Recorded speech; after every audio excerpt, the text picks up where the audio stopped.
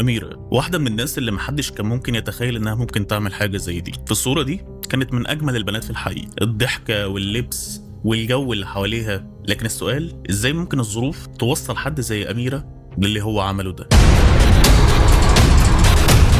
في سنة 2023 وتحديدا في حي الإبراهيمية في اسكندرية، الساعة كانت 11 الصبح وأميرة نزلت عشان تجيب شوية طلبات للبيت. لكن الغريب في الأمر إن أميرة كان شكلها متأنتج بزيادة، كان شكلها حلو بزيادة. ده مش منظر واحدة نازلة تجيب طلبات للبيت أو خضار وترجع. الكل لاحظ حتى إن هي بتماطل في السوق وبتسلم على بياعين وجيران كتير ليها. وأميرة في العادي مش اجتماعية أوي كده، عيون كتير بتراقب وكأنها عايزة تقول حاجة بس مش عارفة. لكن الحقيقة إن أميرة ما كانتش نازلة السوق، الحقيقة إن أميرة كانت مخبية حاجة أكبر بكتير من نزول السوق. ولما رجعت أميرة البيت لقيت إن الباب ما كانش مقفول كويس. دخلت ولقيت إن كل حاجة في البيت هادية. عدت على الصالة، الحمام، لقيت ابنها يوسف ميت وغرقان في دمه. طفل عنده 10 سنين مقتول بشكل غريب.